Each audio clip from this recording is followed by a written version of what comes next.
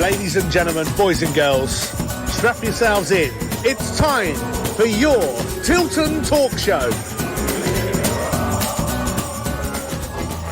We have the cheapest tops here at ladies and gentlemen, boys and girls, it's 6:30, it's Monday night. This is what Mondays are for. This is, of course, the Tilton Talk Show, sponsored by Boyle Sports, principal sponsor of Birmingham City Football Club, and away we go. We are up and running. And a 4-0 win for the Blues over the weekend, so it was all smiles from me and all smiles from him. Joining us in the studio tonight will be very shortly Dave Latchford. He is on his way. And we've got Mr. Robe, Mark Andrew Adams, who is actually currently robeless, not completely naked, ladies and gentlemen. Please don't think that for one moment. But hasn't brought his robe with him. The gilet is back out. Winter's on its way. And Chris's beard is still growing. So there you go. So we've got Mark in the studio with us at the moment. Yeah. Don't need Dave Latchford, do you? No. Sitting out there on the Zooms, we've got Chairman of the Board, Mr. Alan Watts. Watto. Good evening, everybody. And Craig Courtney. Good evening, everyone. Have we got anybody else, Chris? No. There's just us. No. Four. I want to. Well, we've got Chris, Nick. I mean, we can't forget Chris, can we? Yeah. Oh, yeah, I'm over here. Hi, Chris, all right, mate. There he is. I'm the one that's doing all the work. Yeah, he does all the work. He does all the work. He's not a pen pusher like me and Mark. Secretaries we are, Mark. Mere secretaries. That's it. Well, until Dave gets here, then we'll talk about the 4-0 win on Saturday. Almost couldn't believe Nick. Nick. Come on. Oh, you've added another one, Nick. What? It's 3-0. It said 4 on my phone. It did say 4, I promise you. It came up 4 on my phone. It did, Chris. I was thinking, oh, come on, two more. This is going to be one hell of a Monday. Talk about the phantom goal to begin with. Yeah, I mean, I'll take the 4, I'll take the 3, I'll take 3 points. And I've been telling everybody from Stoke over the week, you only managed to score 3, we got 4. And an absolute screamer from Ruddy. I mean, all the way from his own box. It was brilliant. It's a Rabona from Ruddy, yeah. In off the bar. That's all right. Got to keep our eyes open for Dave because he's hopelessly lost in the metropolis of what is Solihull, I believe. Solihull or Solihull? Solihull, please. Solihull. Right. Solihull. Right. Okay. Right. Well, I'm really gutted. Only 3. We can only score 3. What a awful show that is, to be honest with you. We only scored 3. It should have been. Well, it should have been more than 3. It should have been 5 or 6. So. Go on then, talk us through it, Mark. It's one of those games where you come out feeling that, well, you didn't want it to end. To be honest, Nick. Every time we went forward, we looked like scoring. It's the best performance for about 5 years. Right. I thoroughly enjoyed it. Are you being really right? 5 years, best performance. Honestly, it was absolutely superb. Wow. Most weeks you come out, it's like a chore, but this was just absolutely brilliant from start to finish. My only tiny criticism, we didn't score as many goals as we should have. Well, I thought we got 4. Well, you thought we had 4. So it came up, I'm joking, live score, came up 4-0. So, I can't blame anybody else but myself, but, hey, never mind. What do you reckon, Alan? Wonderful day. Fantastic. And if you read my my blog last week, I said what we wanted to do was basically show off, get the people who can play to play, pressure the opposition from the word go, and we did all those things. The only mini complaint is that our strikers didn't score, but the goals came from their pressure. We were all over them, and we got corners, we got free kicks, and we scored from them, and can't complain really. And at the end of the game, when we started throwing subs on, the thing that struck me most was they threw Bellingham on, and I'm thinking, where's he going to go? And they took Bielikov and they plunked a young lad in his position, and he did it superb. He's only on 10 or 15 minutes, but he did it superbly. It was no change. You were expecting things to weaken, if you like, but it didn't. And all the lads that came on, I thought we had a bit of a variation on the 3-4-3. The three at the back generally was four, because every time they came down one side, the other fullback came round the back. So we actually had a back four, and we changed it round. Obviously, we weren't going to get these wing back to wing back crosses going. We looked so solid doing it that way. I was, can't say too much about it. It was so good. Can't echo that anymore either. I've got to say it was so nice to come away, not just thinking to ourselves that we'd actually won the game, but we won it at a canter. It was such a difference. And I met Mark outside afterwards, and I think we both said the same thing. I have not seen such a poor team by Pearson ever. So it was a great day, and well done to every single one of them. Superb. Right. Yeah, absolutely superb. It was. Brilliant. Well, ladies and gentlemen, the legend that is Dave Latchford has joined us in the studio. He's now switched his sat-nav on and managed to... You'll need a pair of headphones on there, Dave. Okay, mate, let's just turn this Yeah, off. up yourself, buddy, no problem at all. I better turn mine off and all, to be fair, yeah, because nobody ever rings me anyway. I've got no friends. I've got no name. I've got no friends. You got no No friends? friends, mate. No one whatsoever, yeah. Okay. Right. Ladies and gentlemen, how honoured are we on the Tilton Talk Show tonight to have in our presence one of the Birmingham City legends, one of the absolute greats, Dave Latchford. We always like to give our guests the clap, so no. Well, Dave, welcome thrice thoroughly. Thank you very much. No, it's an absolute pleasure, mate, and do you know what? Whew. I made it. You may have played in the very first game that I went to. How old are you? I'm Yeah, okay. Yeah. 80. Yeah. okay. Right. Day, It was I think. 1973. Yes. It was against Newcastle, and it was the week after Tony Wanted had his leg broken at Newcastle. And then we played Newcastle at St Andrews. Yes. There were some problems with lighting or something Yes. through the cup. Through the cup. And if you played in that game, then you played in the very first very game first that I game. ever went to. And can I touch your foot for that honour, please? There you go. Dave Latchford's foot, And girls. you still wanted to watch us after Look, tattooed Yes. on my arm, tattooed on my heart. My kids could sing "Keep Right On" before they could say "Mom." Yes. Believe me. And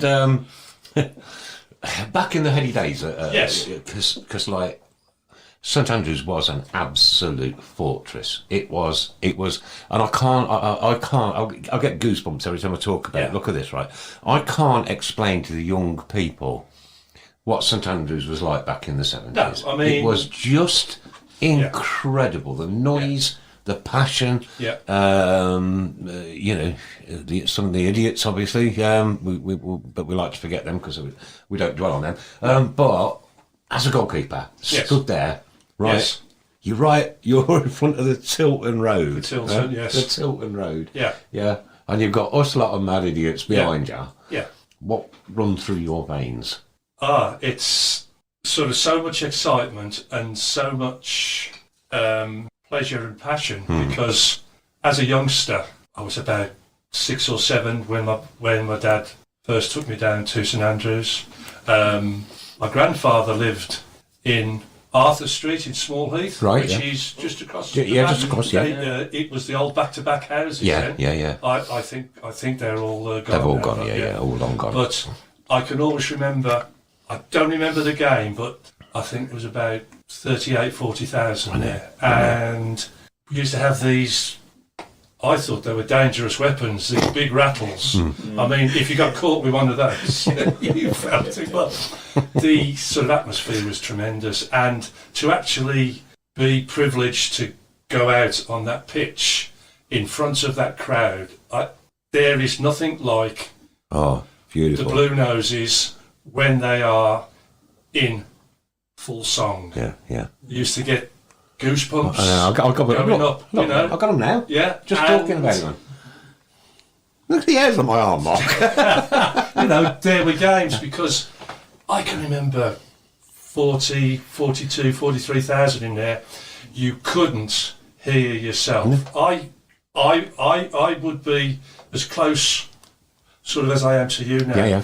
And I'll be having to scream at people because you couldn't hear yourself. The noise was that deafening. Absolutely superb. And I tell you what, most loyal bunch of supporters And I'm still there, really, 56 years you on. would ever find, because you know Birmingham, and if you're a Blue Nose, it's been a bit of a roller coaster. But these supporters have stuck through thick and thin, and you've got to give them, a great round of applause for that. It's been a very difficult journey, I must admit. Oh, Let's go back to the times where when we gained that promotion. Was it against Notts County? Was it? My memory doesn't serve me very well. don't ask me about mine. And 1 minute there was 30,000, Yes. 35, 40,000 in the stands. Yeah. The next minute there was 40,000 on the pitch. That's right. Not causing anybody any bother. No. And I had an England's Glory matchbox with a little bit of turf in it. Yeah. And I've lost it over the years. Yeah, It's lost gone. it. Yeah, Yeah. I had a little bit of grass from that occasion, from that day in an England's Glory matchbox. That's how much it meant to you. You're actually walking on a place where 99% of the population would never get to. No. Yeah. And it was ours. It was part of you. It was That's part right. of your That's fabric. right. That's It was part of your life. It was right. it was your family, your forefathers, Yeah. your mums, your dads, your aunties, your uncle, and it still is. Look. And it's my children. It's now my grandchildren. And how proud am I to be 4 generations that I've known. You've got to be a Blue Nose. You've got to, and sort of arc at me, the Brummie's coming out now. Yeah. You've got to, which I'm proud to be a Brummie. I was, born and bred. Kingston, King's Heath lad. King's Heath, yeah. Yeah, and proud to be a Brummie, and that was my club, and I will always support Birmingham. I mean, I've moved around a couple of clubs, but Birmingham has always been my number one club. Was it your number one club as a child? Yes. So, Yes. explain to the millions that are listening tonight around the world, and we do go around Yes. the world, And Warrington. first time you ever walked out of that tunnel for Birmingham City as a professional player, being a fan, your shoulders must have been 6 foot wide. Again, it is hard to explain to having supported the club since I was a toddler, and then to actually get out onto that pitch and play for the club that I've always loved. Wow. What a moment. I can't explain it. I mean, I can't put it into words. It's such. I say for me, it's been a great honour for me. I've been blessed. For whatever reason, somebody thought I wasn't, I was not a bad goalkeeper. So I got to play for the team that I loved and supported. Wow. And, Woo. yeah. Ah, Yeah. you know what? Dave, you've What a got dream. Not going to forget this It one for a sounds long cheesy, time. it sounds corny, but what a dream. Well, look, but the thing is, it's true. It's true. It's true. Yeah, I'm not yeah. giving you any, Right, yep. my heart and soul is Birmingham City. Always has been, always will be. So somebody's know that, because once you've gone once, Once you're Once there, you've gone and once. it doesn't matter. That club can up and down, which it has been, as you guys know. It can, but you will always support them. I mean, I've always said to people, if this club ever got status any is kind proper. of success, you wouldn't get into that ground. No. You wouldn't be able to buy a ticket. We had a glimpse of it, didn't we, the first year in the Prem and the Carling, Carling Cup and that. Like you say, Dave, just a glimpse of success. Mike Hill says, hi Dave, I remember watching you and your brother Bob winning the FA Youth Cup at St Andrews about 1966. Good Lord, 1966. Yes, that was. We didn't win it. no, No, you got that wrong then. I got the 4 wrong. He got that one wrong. It's 1-1 now, isn't it? I think we got to the final. We got. I think we lost over 2 legs to Sunderland. I think. But you know what? The first leg at St Andrews, I think there were about 15,000. Really? 15,000 people there for a youth game. Then in 1966. And what a buzz that was. Yeah, I bet. Yes, of course you can, Craig. Up you go. No, I was just going to say there's a few other questions that have come in, and one in particular takes quite a fancy for myself because I'm intrigued. I mean, firstly, I will say my dad saw you play and has immediately turned around, and I said to him, right, any stories? And he said, no stories. He was just too good.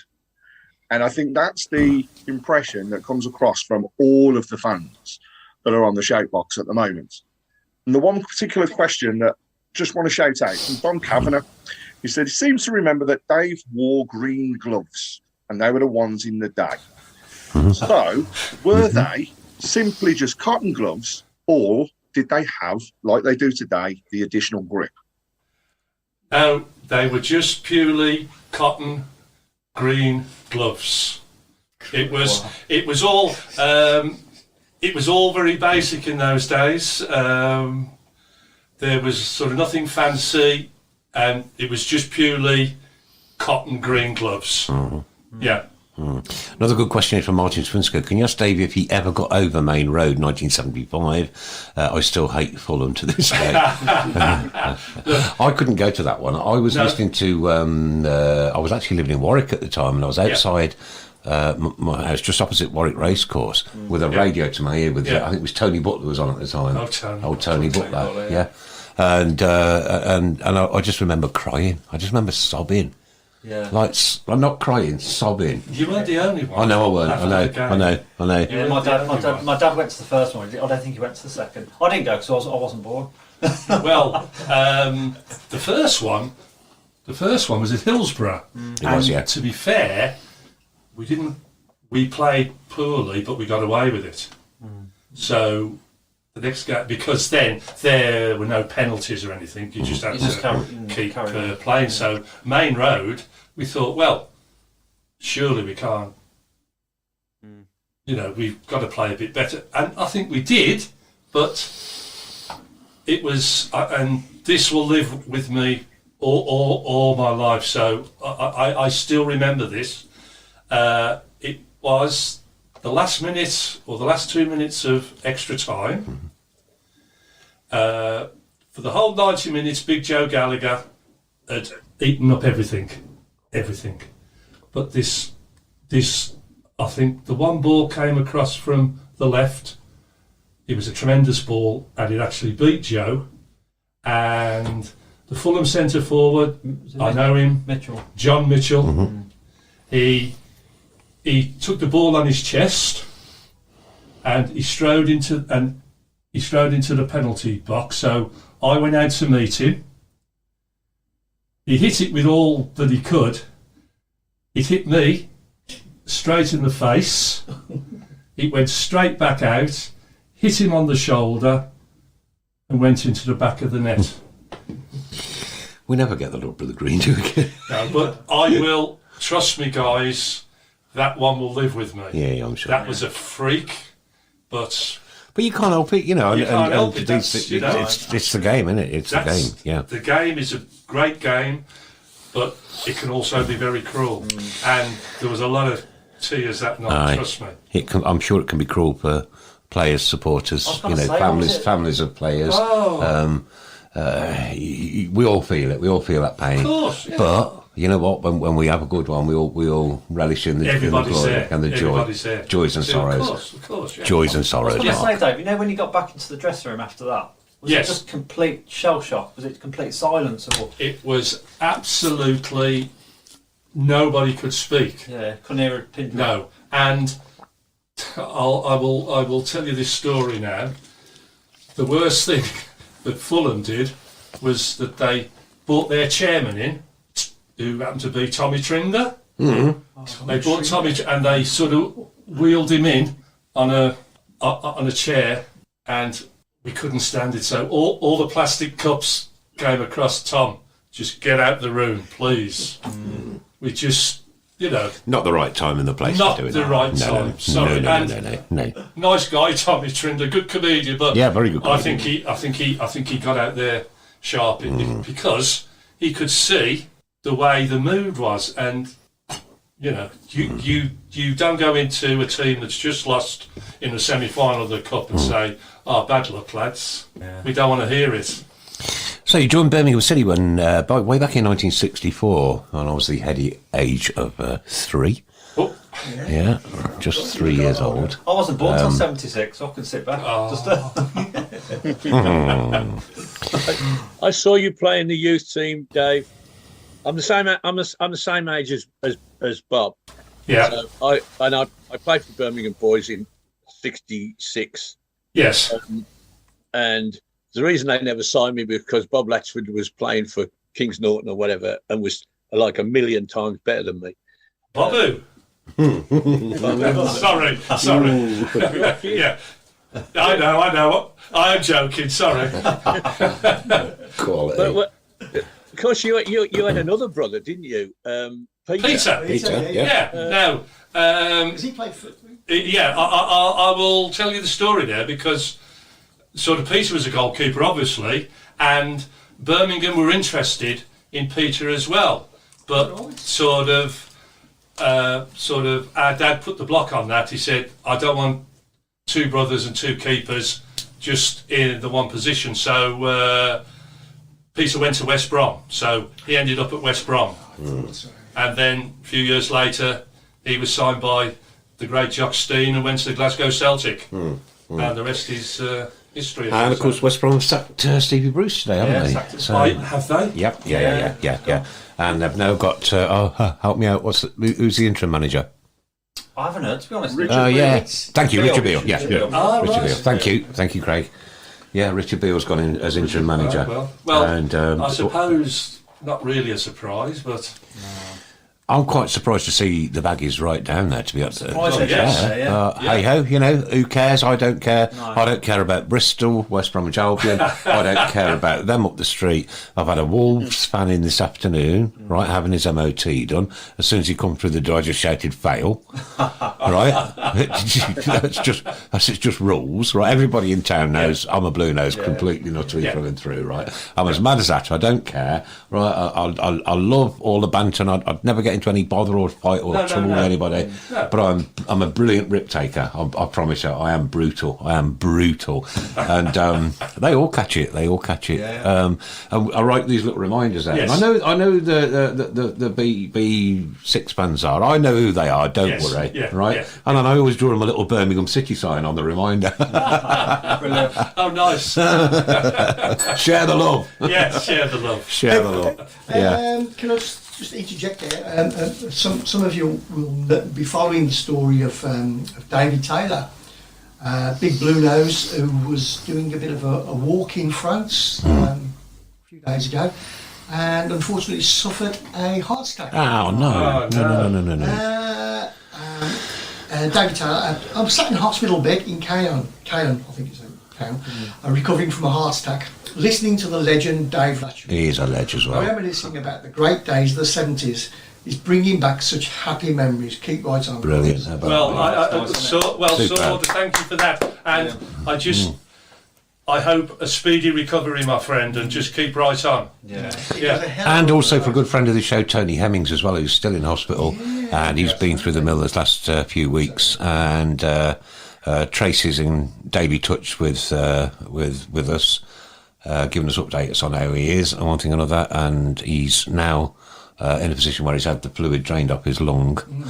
Tracy sent me a photograph of how much it was, and it was frightening.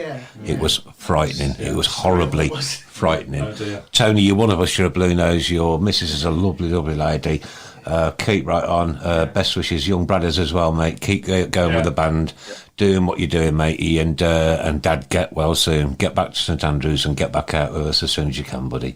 Yeah, absolutely.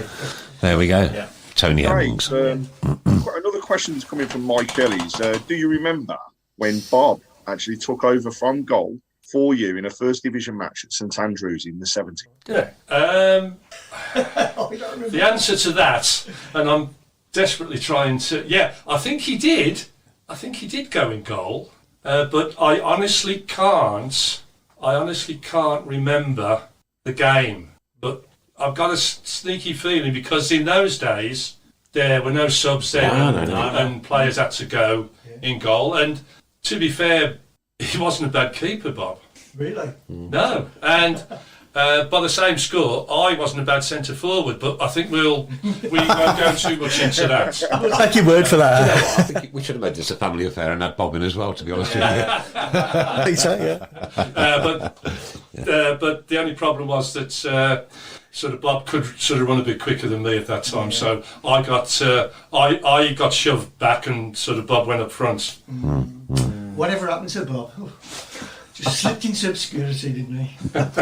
Bob's the younger of the two, isn't he? Bob 71. Bob's the younger of the two. Yeah, Bob's 71. And Peter's the youngest. There we go. Peter's living in Scotland. He's retired. He's got a little small holding up in Scotland. He's doing very nicely. Oh, good. Right. Yeah. Good stuff. Yeah. Excellent. Dave, can I? Yes. Obviously, being the oldest of this group, they asked me can you remember Dave? And I said, yes, because I saw you playing the youth team. But what I remember about your career was when you got in, yes, then Blues tried other keepers, like Mike That's Kelly, right. Paul Cooper, Gary Sprake. Gary Sprake, oh my God. But you store them off. Everyone that came in, you got back in. You know why? Don't you what? Because he's a blue nose. Yeah. He's a blue nose, mate. Through and through, kid. I promise you. I can feel it in the room. I can feel it. Look, so the keepers, they sort of about the goalkeepers union, and that's true. Trust me, it's a fact. All goalkeepers will look after each other. But we all knew it's just a one position, so everybody had to be on the mettle and just give it the best shot, and thankfully I came through. Thankfully for us as well as fans, or else, we just wouldn't be sitting here doing this tonight for a start. No. And what this does, this creates memories for us older people. Yes. Like a night like tonight. I've been looking forward to this ever since your name was branded. Oh, right. Okay. I promise you. I absolutely promise you. Now, I've driven down from in between Stoke and Derby to come and do this tonight here. Oh, lovely. We normally do that every single Monday, but obviously because of COVID, we've gone off to Zoom. Thankfully that application has been available for us to allow us, and we did shows all the way through COVID. Right. To keep our Birmingham City fans together. Right. So that we've got somebody and someone to talk to on a Monday evening. Right. Every single that's good then, Monday. We did not have one Monday off. Unless it was like Christmas. Or something like that. Yeah. All through COVID for that year and a half, we blasted out the Tilton Talk Show. And people were so grateful that we were doing that, not meeting up, of course, but doing it through Zoom. And they were saying that this is their only outlet they've got to rejuvenate their love and belief in Birmingham City Football Club. Well, we do this because we're as mad as that, and we just love the Blues. I mean, look at this room here, right? I've got a museum at home, the Birmingham City Football Club. I promise you, right? I've got a whole room. Dedicated to the Blues, dedicated to the Blues, mate, and it's tattooed there. I don't want to see any more tattoos. Don't show him that one, please. Don't. Family show. There's 3 good questions there, Nick. Yeah, go for it. Yeah, question for Dave from Lilypad. You'll always be a legend that holds many memories for us. So my question is, did you ever butt heads with any of your teammates at Blues? If so, who and why? And any players from the opposition? Oh. Did you ever drop the Louis on somebody? Did I ever? No, I don't. I don't think you were that kind of a player, were you, though? No, well, no. No, you were hard. Don't get me wrong. At Blues, no. I mean, training and practice games always got a bit hairy at times because even in practice games, people want to win. So there was the odd handbags at 10 paces, and you've got to, calm things down. I mean, a few times. There were one or two players who were, how shall I put it, a bit more volatile than others. I can think Kenny of Burns. I can think of one or two Scottish players. Kenny Burns. I didn't say. Yeah. No, I'll say it because Yes. I'll tell you why I Yeah. say it, because I played football against him. He smashed them all into Yeah, my face yeah. at full throttle. But you see, Hey, I saved it, yeah, Ken. Kenny wants to win, Yes, he was a winner. He was a winner. and when he put that shirt on, Yeah. he wanted to win, and you've got to have players like that. So you got the odd. I've had a few sort of run-ins with certain players. I can always remember we played Chelsea at St Andrews once, and the guy at the back, Ron Harris, they used to call him Chopper Harris. Chopper, yeah. Well, I think I probably, not deliberately, but sort of when I came out for the ball, I took the ball and Peter Osgood, and Peter was, out for the count. So, we, and about 2 minutes later, there was a corner, and Big Ron comes trotting up. Don't forget, there's about 40,000. You can hardly hear. And he went, David, I'm going to get you. I said, Ron, behave yourself. I said, you are well past your sell-by date now, and you couldn't catch me. I said, look, we will get a drink afterwards in the bar. And he went, okay then. So it was more a bit of banter, and I don't think I ever had any real issues where I wanted to really do damage to anybody. Right, we're going to crack on because we've got loads and loads of questions coming in. Richard Hawkes now. Evening, lads. Can you ask Dave his most memorable moment as a player? Oh, there are quite a lot. I suppose my first game, obviously, when I was in the first team, we played Bury at Gig Lane, and I think that was on a Tuesday night in front of about 6,000 people, and the result was 1-1.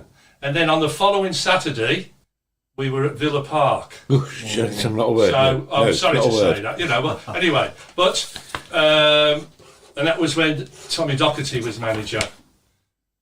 That's the postcode. Yes. That's all we'll use here. B6.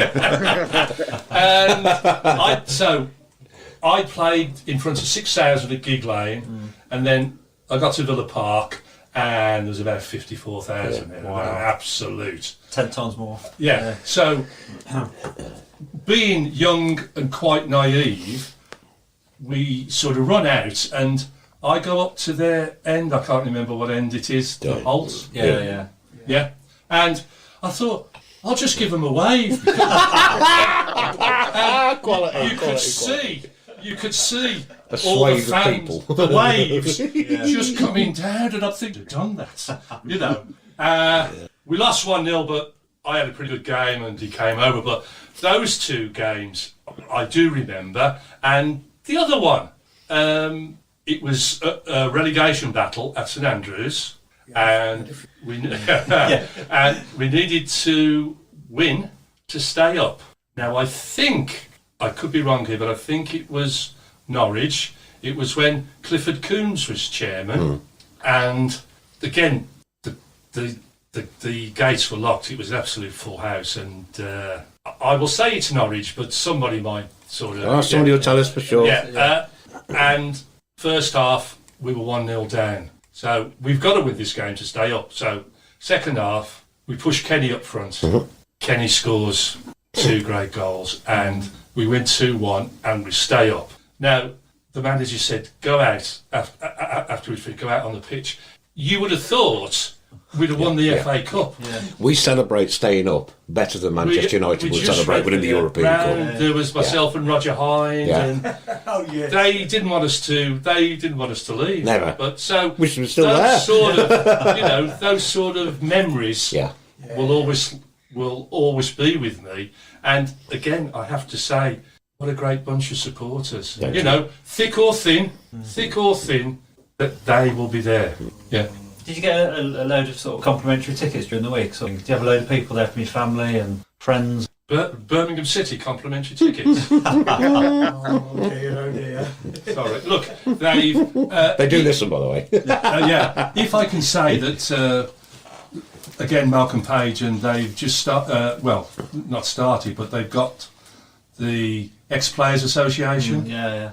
Now, I think Birmingham were one of the last ones to sort of come on board with this. I mean, I can go back years. I can also remember Johnny Schofield, the old Blues keeper, and he used to say, "You've always got to go down the ground and buy a ticket because they wouldn't give him a ticket."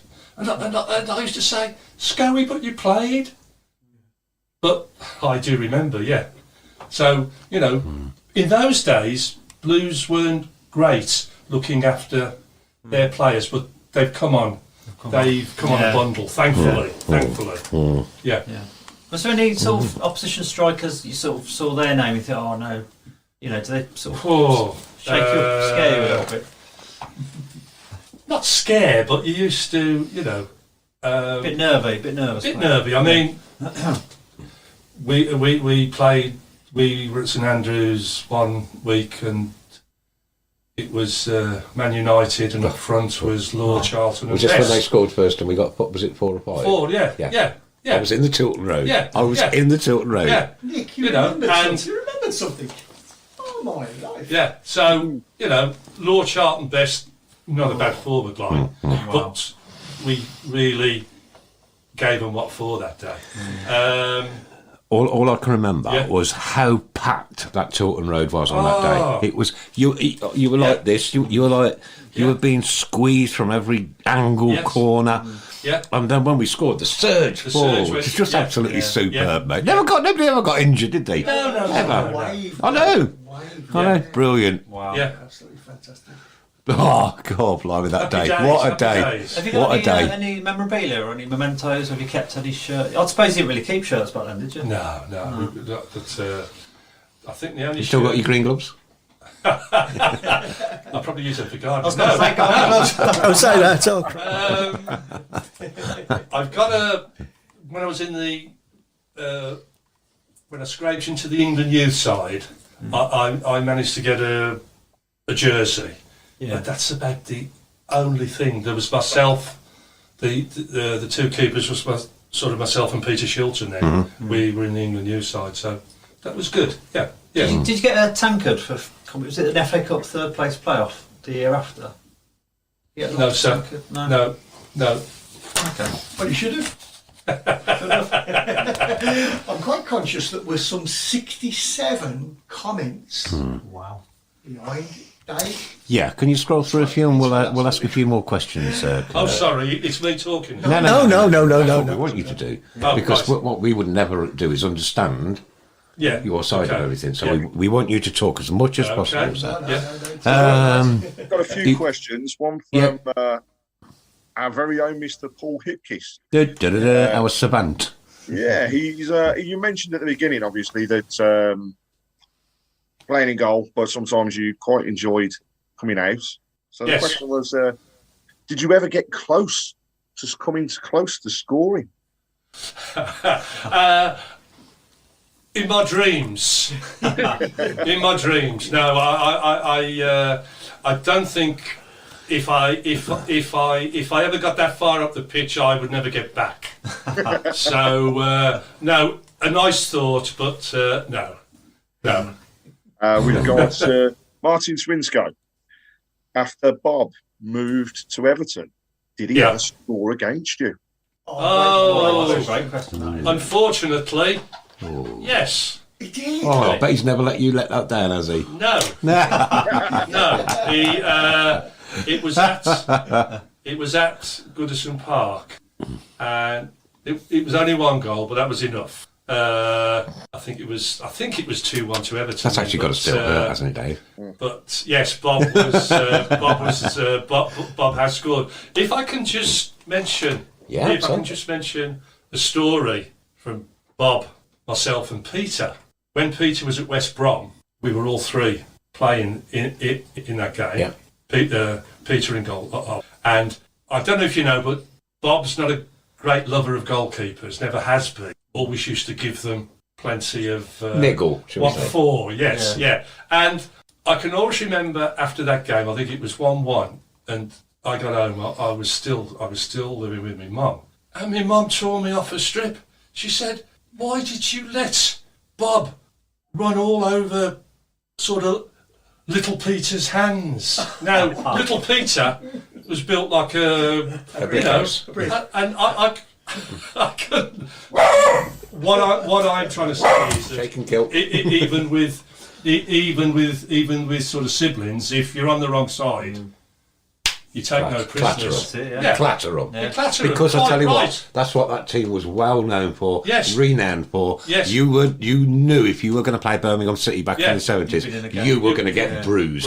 You yeah. were going to get battered. Yeah. And that's what we loved about it so much, because I was like, brick walls, you know, man. Yeah, So- get in! So I bet Bob didn't knock you about, Dave. he couldn't get near me. No, he tried, but I no. Look, I know that lad from old, obviously. So, but Peter was a little bit naive, being the youngest, and but I don't think he ever did that again to Peter, because he'd have got. I think Peter would have hammered him. I do remember that game against West Brom.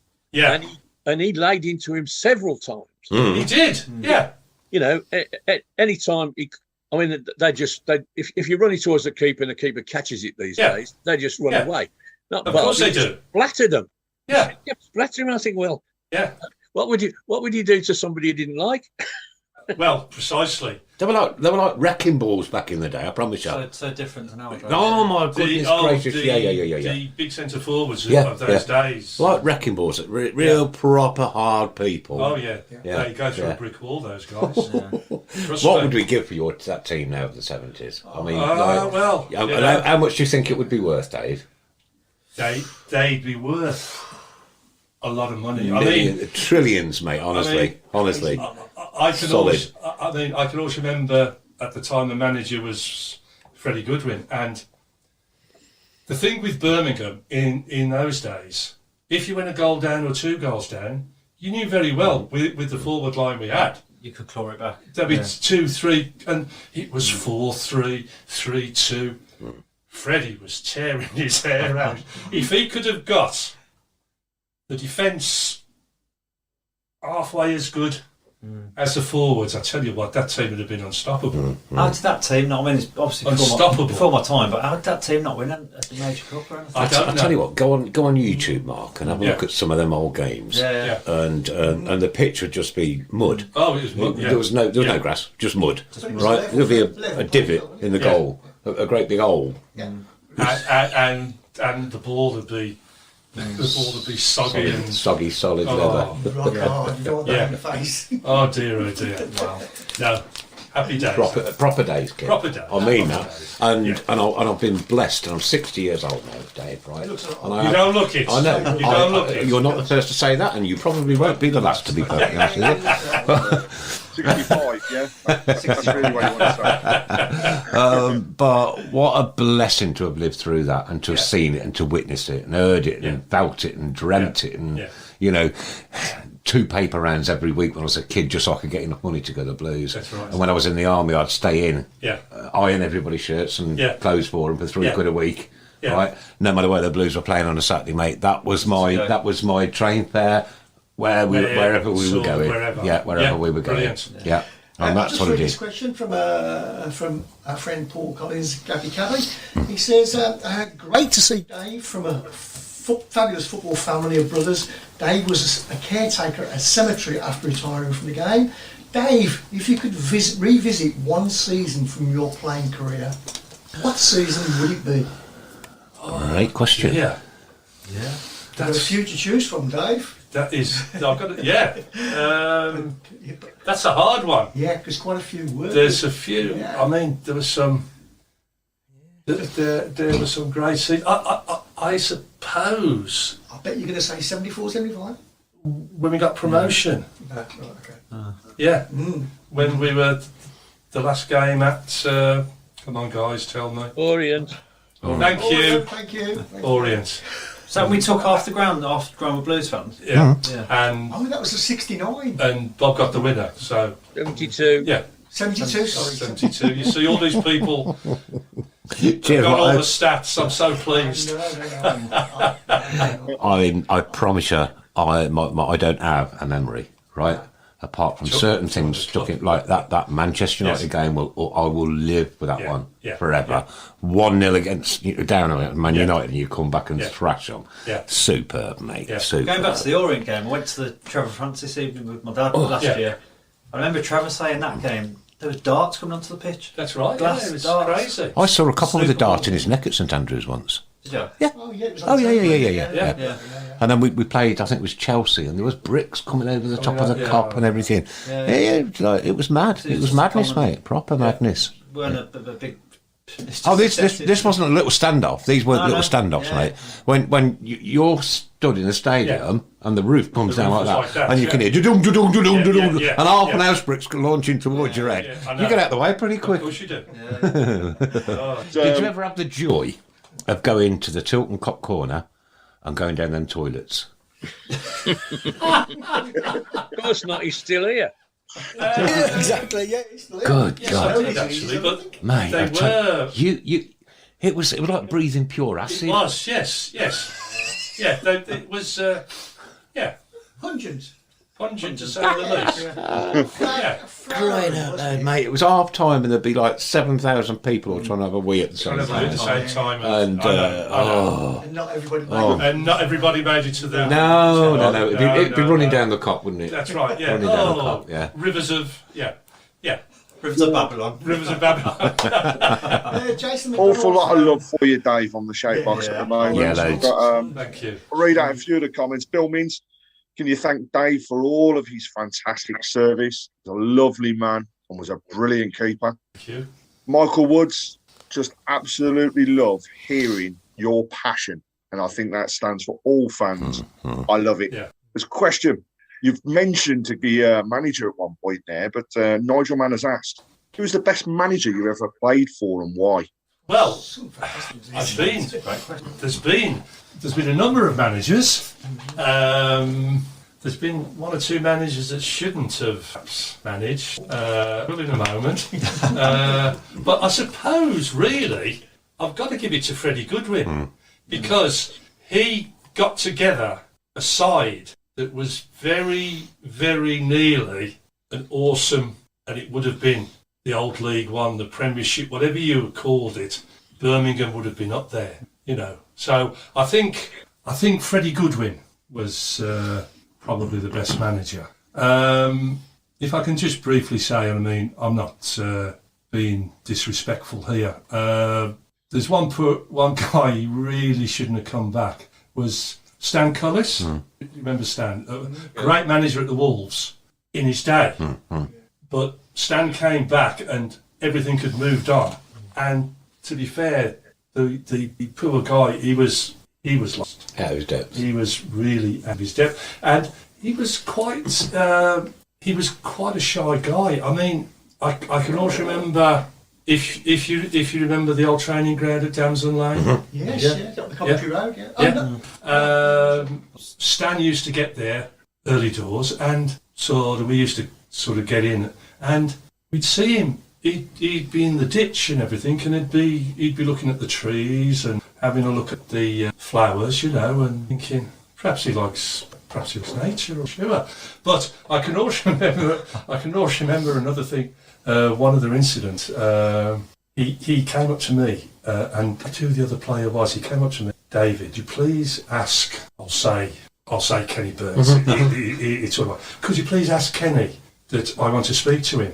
Well, Kenny was about 10 yards away from him, but he just couldn't go and speak to him. He just wanted me to say the boss wants to speak to you. A lovely guy, but I don't think he should have. Personally, I don't think he should have come back. But there you go. Yeah. But so don't get me wrong. Lovely guy, wealth of experience, but a wealth of experience for a particular time. Unfortunately, he didn't progress has got to do. How did you feel then when Freddie brought in Gary Sprague? Because Gary didn't cut it at the Blues, did he? And then I do remember that one goal going underneath him. I know. And I think that, You know, I think we got on his back a little bit too much. I think, yeah. Sprakey, God bless him, he's passed now, but Sprakey was a very good mate of mine. And if you think about it, he had 50 odd caps for Wales, Welsh international. He was a very, very good goalkeeper. Playing for that Leeds side, it was like playing for Fort Knox. Yeah. He came to St Andrews, and it was like the Alamo. It was, trust me, it was like the Alamo. And unfortunately, he started off not very well, and most of his mistakes were on the TV or whatever. But I will always defend Sprakey because very, very good goalkeeper. It's just that he was at Leeds, God, for so many years, and he probably took the odd cross. He probably had a ball back to him. He came to St Andrews. Balls were flying all over the place. What's going on? It's a difficult one to try and. But no, I mean, for sort of all his mistakes, he was a good keeper. Barry, I'm going to mention two words to you, and I want your opinion. Clive Thomas. Clive the Book Thomas. I'll give you a. We hated him with a passion, kid. I tell you what. God, I'll give you now a story. This is a true story. These stories are gold dust. About Clive the Book. We were at Anfield and we went out. First minute, Burnsy went up, scored 1-0 up. Bloody hell, sort of what's going on here? I sort of got a nosebleed. Then, after about 15 minutes, a ball came across, and I think header John Toshak put it in the net, but the linesman Offside. had put his flag up. Did Clive want to go across and see the linesman? Did he? No. So we literally dragged him across, got him in front of the linesman, and do you know what he said? He said, and I can't speak well, he said, I am the referee, boyo. I am the one that's in charge. Do not put your flag up only for throw-ins and corner kicks. The goal stood. True. Joking. He was hated by everybody. That was my dad. When he was a true story. Ian St. John, not Ian St. John. Yeah. Oh golly, what was the commentator on Hugh Star Johns. Soccer? Oh, Hugh Johns. Hugh Johns. Hugh Johns, Yeah. that iconic voice of Hugh Yeah. Johns on a Sunday. yeah. Oh, yeah. Oh, when Clive Thomas come on, my dad would be spitting at the telly. He was just hated. What a referee! He was hated by us. Because Clive was in charge. Yeah. He didn't want his linesman, and he was very uptight because he probably told his linesman, don't flag for anything other than throw-ins and corner kicks. I mean, we literally dragged him across, and then I think it was about 4-1 come half time to Liverpool. But at least we had a clean sheet in the second half. But what a day that was! You weren't going to beat Liverpool side at the back in that day. Not in those. No. Very few people did. Sort of. I think it was Toshak, Keegan, Keegan, one or two up Toshak, front. blimey. But Yeah. we sort of made them think with a goal in the first minute. Yeah, I'm sure But then they thought and walloped us before. Yeah. I think that game was on Big Match Revisited a few Yeah. weeks It was, ago. yeah. I remember watching it. Yeah. There was a penalty in it where Joe Gallagher was getting pushed backwards That's by right. Toshak. Right. Toshak Yeah. fell flat on his face and he gave a Yeah. penalty. Well, there you go then, Clive, eh? Clive. God love him. Clive the Book, eh? Yeah, Clive the Book Thomas. Dave, And- one of the other questions that's come Yeah. is, out of all the time that you played, can you remember one goal that you've conceded that really stood out as being the best goal you had conceded against you? But also, who was the best player that you ever played against? Oh, dear. Well, I've given you three of Lord Charlton and Best. One of the other players, the guy at Tottenham, Scottish lad. Oh, Strachan. Sort of up front. Up front. Was it Archie's? No, he had like long hair, did he? Gingery hair. No, I'm going back. No, that was before the Archibald. Yeah. No, It's not Steve Archibald. It's before that. No, but one of the best goals against me was at Main Road, and it was when Dennis Law was at Main Road. The ball came across. Dennis had his back to goal, a bicycle kick, and it was in the back of the net before I Blinked, yeah. I said sort of what happened there. Dave, you won't believe this, but that match was the day after my wedding. And I was at the match. Oh, my commiserations. Sorry. It's a good job she's not listening. Dennis Law sport my honeymoon. Yeah, well, Typical. not a bad player to spoil your honeymoon, right, Dennis? Bill Mitt says, can you thank Dave for all his fantastic service? Lovely man and a brilliant keeper, says Bill Mint. Oh dear. Tom Kavanagh has also said, really nice hearing from Dave. Never heard you speak before, but for keepers especially, Dave never seemed to have a voice, especially when it would come to BBC and ITV in the day.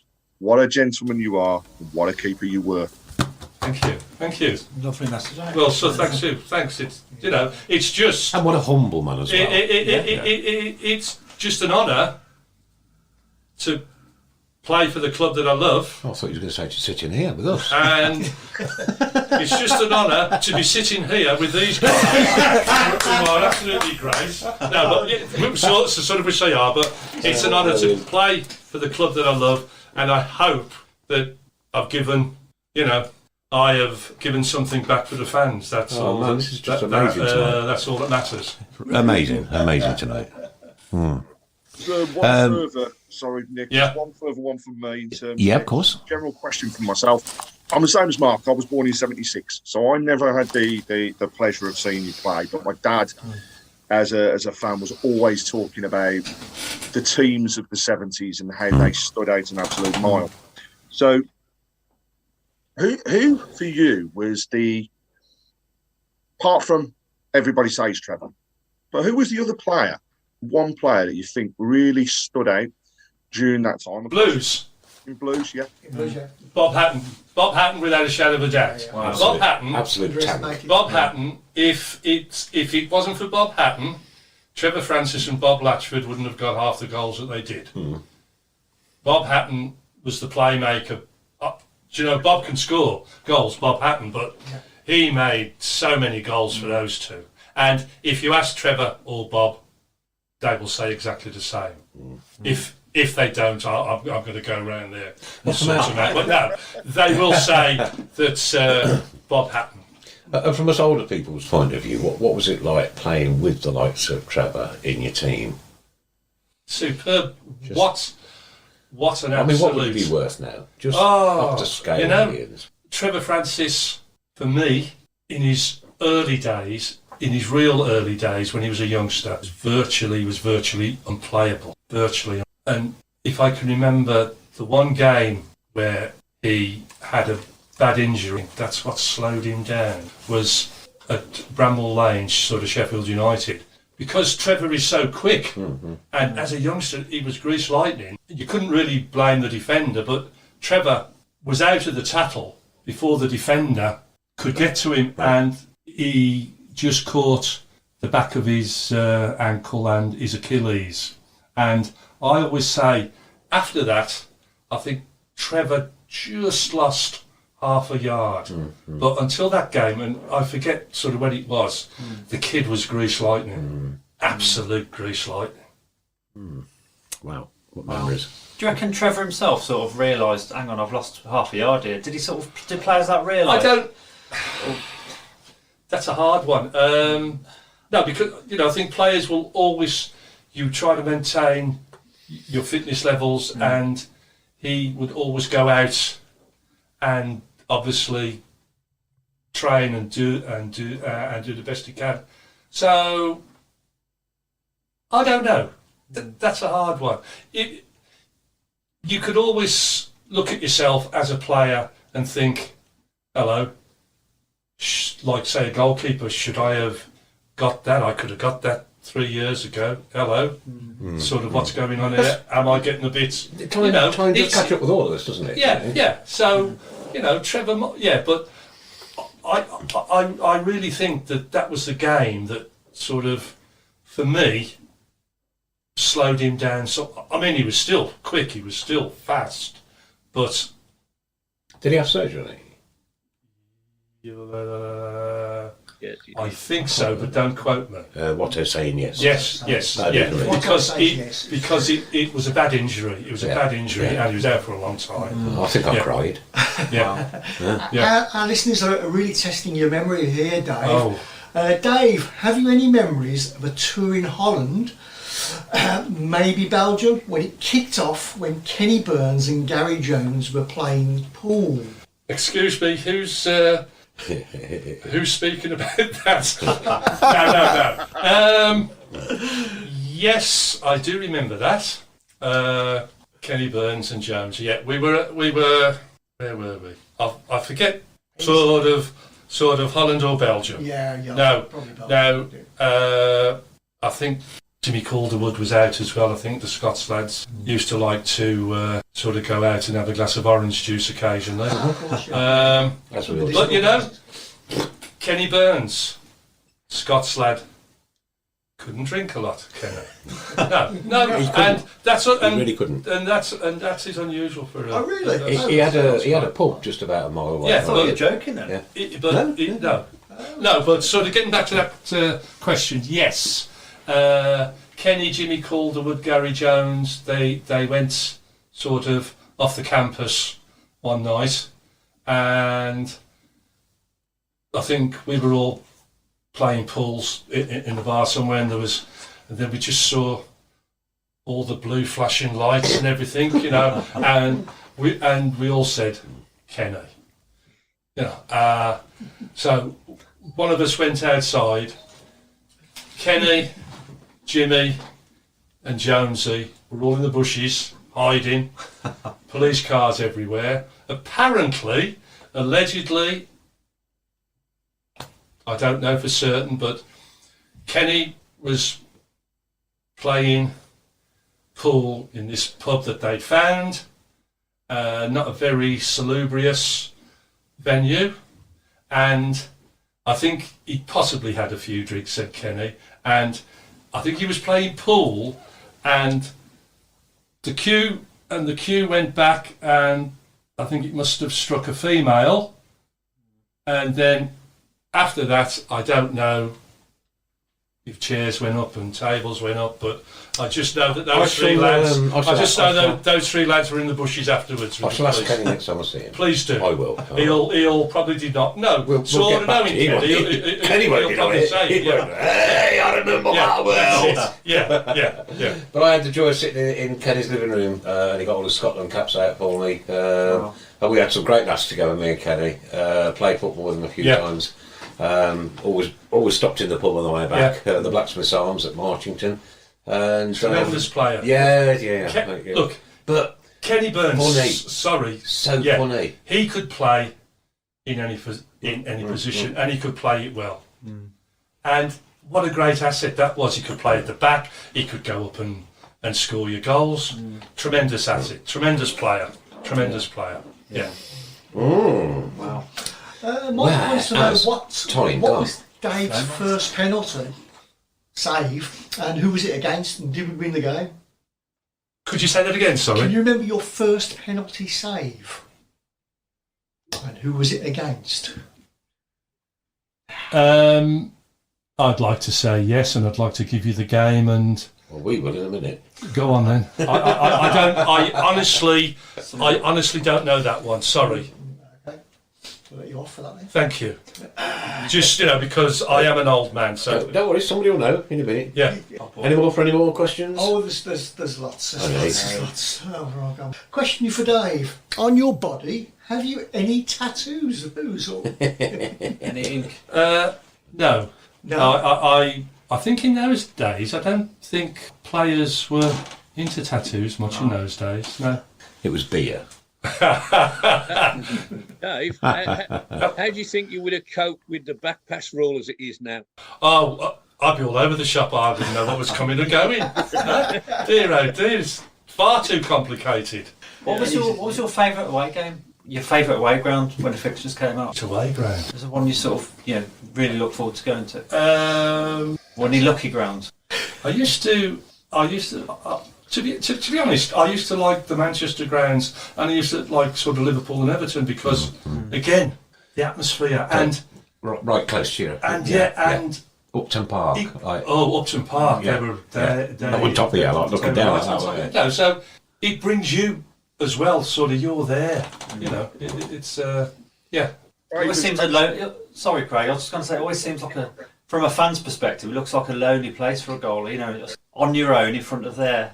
Well, it can be lonely if you've just let the ball in, and you probably know. Well, that's down to me. Had that one. Yeah. And I've had one or two like that. Two, if you want to know about bad goals, I'm going to give you two really howlers. Both at St Andrews. The first one was we were playing Everton, and sort of Bob was there, but he didn't thankfully have anything to do with it. And we got Howard Kendall and Archie Styles, right? And it was a really bad day. It was raining and everything. And sort of Freddie said, "Look, I don't want any balls going back to the keeper in the middle of the goal. If you're going to pass it back, pass it wide of the goal." So the second half, Tilton. Archie turns round without really looking. I can see he's going to pass it back, so I step away from the goal, but he passes it back right in the middle of the goal, and because it's so wet, as I try to get back, I slip and I go down in the mud. And do you ever get these dreams when you're trying to get somewhere and the ball is just trickling into the back of the net, and I'm thinking, shall Almost an Enkelman moment. shall I stay on the floor? No, you had to get up. There was a hush. You picked the ball out the back of the net, but you get on with it. Yeah, absolutely. That's what it's all about. Because that mud became another layer of cement on the front of your shirt. Of course. And the only other one I think was Ipswich. Sort of Ipswich Town again at the Tilton. I seem to have put those two at the Tilton. Somebody hit the ball from I think it was from left to right, and it was coming in high. It was quite windy, and I got it covered. I looked at it. I thought, oh, that's going. Again, you couldn't hear a pin drop. Pick the ball up, but you know what? That's what it's all about with goalkeepers. You can be the hero, and in the next instance, you can be the villain. But you have to get on with the job because that's the nature of the beast. So you try and learn from your mistakes, and you think, well, I'm not going to do that next time, or I'm not, but then something else turns up. But Did you, when you picked the ball out of the net, did you look up at the Tilton and think, no, I did not. I did not look up at the Tilton. Certainly not. I could just imagine the eyes boring down. Can you imagine Facebook and places like that? Now back then. Oh, crap. Yeah. Wow. No. Dave, I want to take you back to that classic game in the 70s against Liverpool, where we lost 4-3. 4-3, yeah. Paul Collins wants to know, did Bob Hatton have a goal disallowed? Yes. I think he did. Oh, right. Again, don't quote me, but I think he did. But we were never, to be fair, Anfield, there's never been a great hunting ground for us. What a game that was, though. Oh, tremendous. I mean, we gave as good as we got. Called it the game of the century. Yeah. And the Blues fans, the mini comp. Yeah. Yeah. Crazy. Here we go. Girls and boys, ladies and gents. Into the last 15 minutes we go. And the subject that we're going to be covering tonight is anything to do with children's books. I'll start you off with Enid Brighton And Alf Ramsey. There you go. Off you go. Okay, Anything to do with explain children's to books. Dave Children's book characters, anything you like. Off you go. Now this is where we have a laugh. Oh, right. Last 15 minutes of the show has turned into... He's just turned into mayhem, to be perfectly honest with you. We try to carry on now the best we can. Any good pranks played on each other back in those days, Paul Hipkiss? Yes. Oh, God. There's probably quite a lot that I've forgotten. I have, and some that I've tried to do. I can also remember once we were playing away, and I was in room with Trevor Francis, and I'd gone upstairs and just got me clothes out and everything. I just opened the door to just hang my clothes up, and Trevor was in there, absolutely with no clothes on, going and so I fell back on the bed. I thought, great, Trev, thanks very much for that. What a memory! But he thought it was funny, so.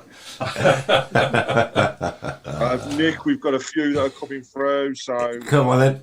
Jordan James and the Giant Peach. Oh, yeah, I like that one.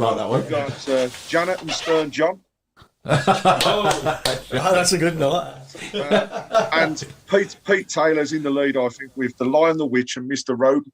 Oh, fame and notoriety. That's right, that. Malcolm Page has just come through from Tony Saul. And Jason McDonough, Troy Story Deeney. Oh, yes, Jason. Very good, very good play on words. Very good play on words. Thank you so much for coming and doing this. Thank you very much for sort of inviting me. It's been great. It's been great to sort of go back over old times and happy days and keep right on. Oh God, mate, I tell you what, right on. They were for me the best days. Yeah, the best. Oh. We didn't win a great deal. No, but it was the passion. It was the pride. It was the brick wall. It was the blood, the thunder. When you put that shirt on, and it was also that bloody great big horn in the corner. We only had one horn. It's all about putting that shirt on, and you're going out for that club, and you'll go through a brick wall. Ladies and gentlemen, absolute legend, the one and only Mr. Dave. Thank you very much. Thank